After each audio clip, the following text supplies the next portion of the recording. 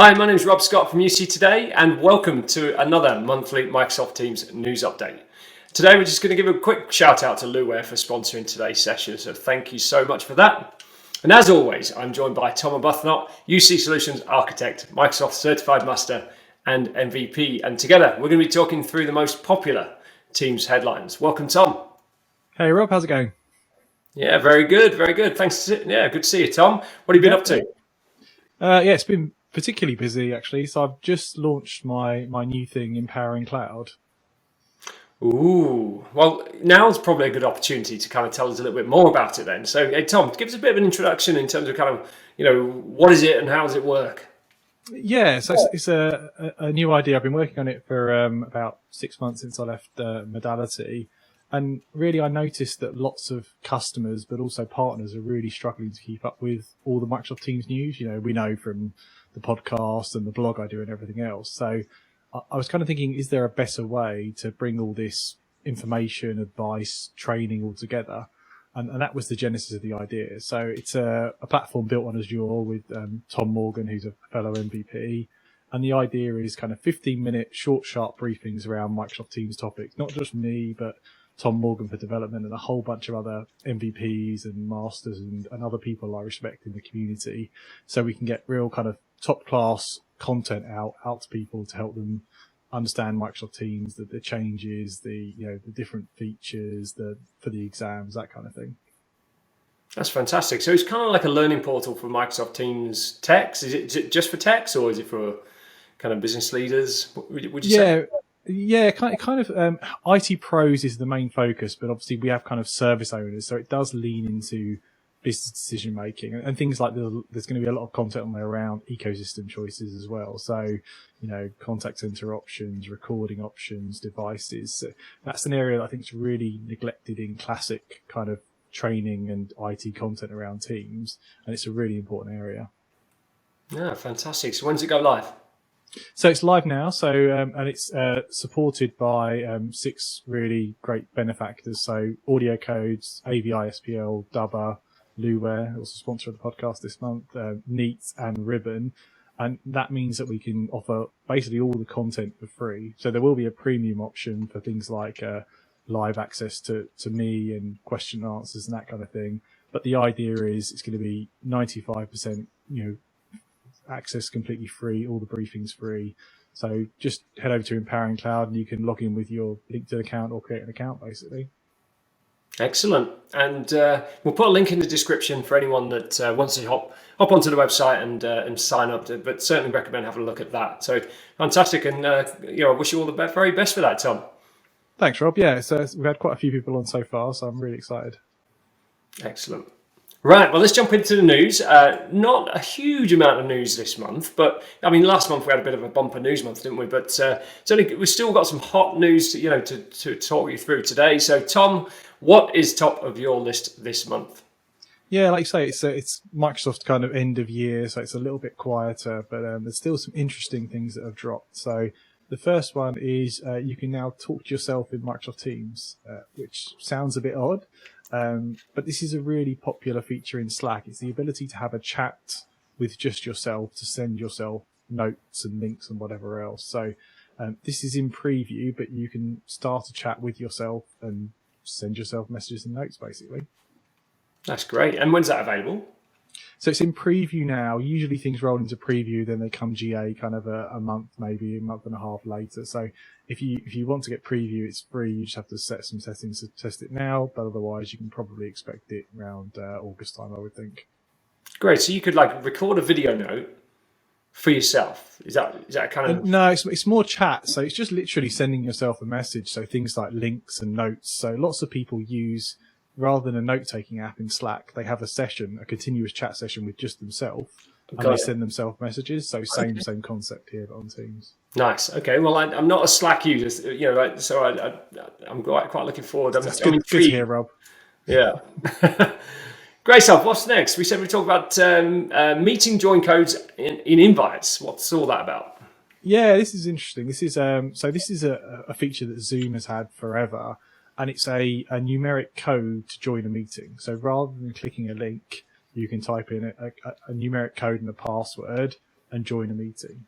Now, a lot of people, I put this on LinkedIn, a lot of people question, well, what's the point? You've got a link to join the meeting, you can click to join the calendar. But there is this use case where you run into a meeting room at the last minute, you don't want to forward the invite to that meeting room, you don't even know what the meeting room's address or name is, you just want to jump into your meeting. So you can literally, tap in a code, tap in the password and join. And that will work cross-tenant as well. So you could be joining a meeting in somebody else's environment and still click the code and click the password in and join the meeting.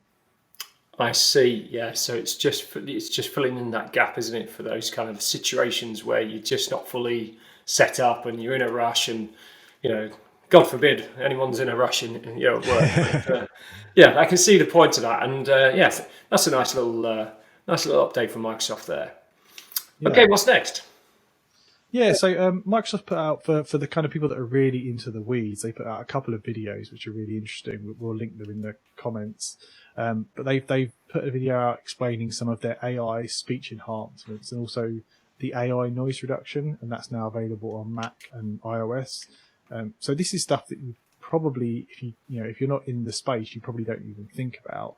But Microsoft use a lot of their AI technology to work on your audio quality, your speech, to make meetings sound better. And they've got these videos where they do it with the models on and off, so you can see a meeting in a noisy, complex environment with the AI off, and then you can see the AI on, and what a difference it makes to the kind of meeting experience.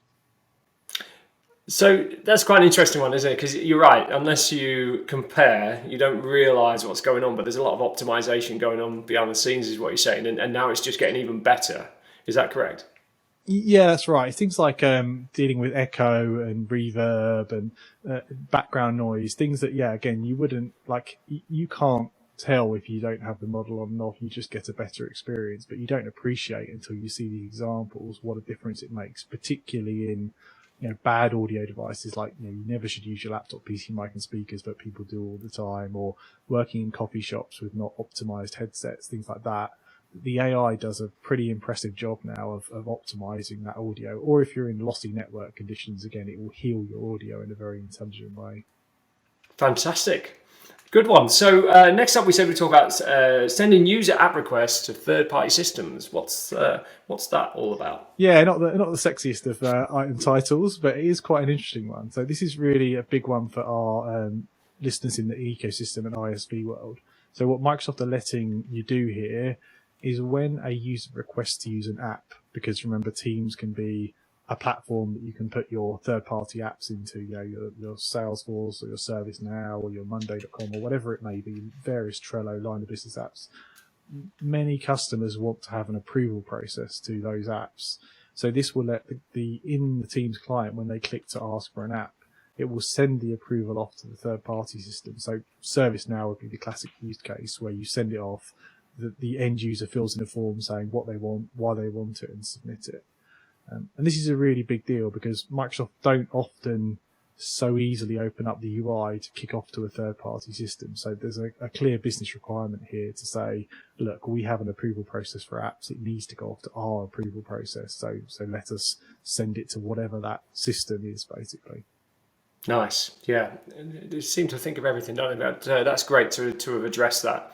Okay, next up, quite an exciting update. Not something we don't talk about very often on this show, but Viva and Viva's Microsoft have released a new Viva module, Viva Sales. Tell us more, Tom. Yeah, it's really interesting. So obviously Viva's a slightly different world to Teams, but the two do overlap.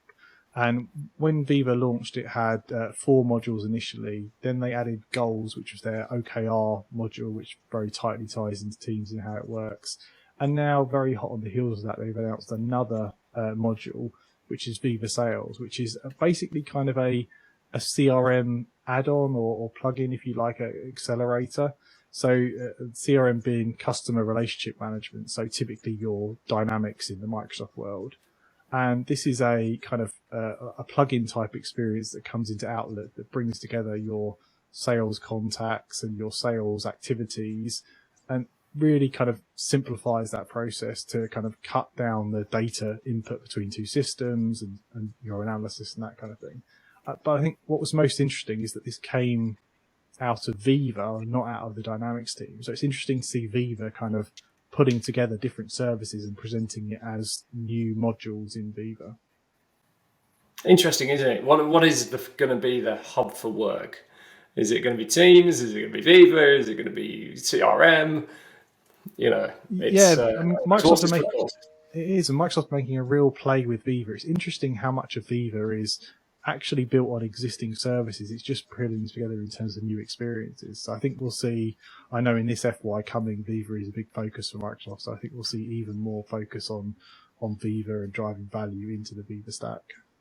But it has kind of sent me a little bit off because I thought, Viva, the kind of heart and soul of Viva was employee experience, but I didn't really kind of connect that with CRM, for example. So I guess in the wider sense, it's kind of what isn't employee experience, right?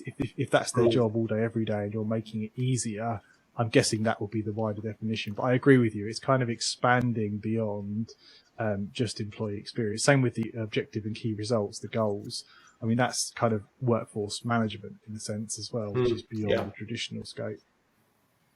Exactly. So interesting to see it unfold, this Viva platform. But yeah, certainly we'll put a link in the description to that one as well, so you can jump on the site and find out more. So last but not least, we said we'd plug a couple of events coming up, Tom, a couple of big ones actually. So do you want to jump in with Microsoft Inspire first? Yeah, so Microsoft Inspire is the partner conference. So that's the one where they give partners the update of what's coming. Microsoft's financial year is just ending, so what's coming in the next financial year, where they want partners focused, what the exciting things are. That's 19th and 20th, and usually we get some decent news out of that as well. So be sure to look out for our podcast next month, and we'll go over what was announced there. And also we've got CommsvNext coming up in the US in Denver, and that's the 16th and 17th of August. And that's a very Teams-focused event, in person. Some really great MVPs run that. And I'm lucky enough to be the keynoter of this year. I'm really excited for that. I'm going to do a keynote on This Is Only the Beginning, and talking all about kind of the journey so far and what's to come. Excellent. Well, look forward to that. And I suppose last but not least, we've just had CommsvNext, which was a fantastic event. Do jump on the site for more interviews and updates as to what happened at CommsvNext this year. But again, another fantastic Microsoft Teams focus. Yeah, it was really good. Fantastic. Well, that's it from us. If you've enjoyed today's session, please subscribe to UC Today News and give this video a quick share on whichever social channel is your preference. It's always appreciated. And if you're a Microsoft Teams fan and want to be part of the conversation, you can connect with Tom or myself on LinkedIn and Twitter, and our social links are also in the description. I'm Rob Scott from UC Today. We'll be back again next month. Thanks for watching.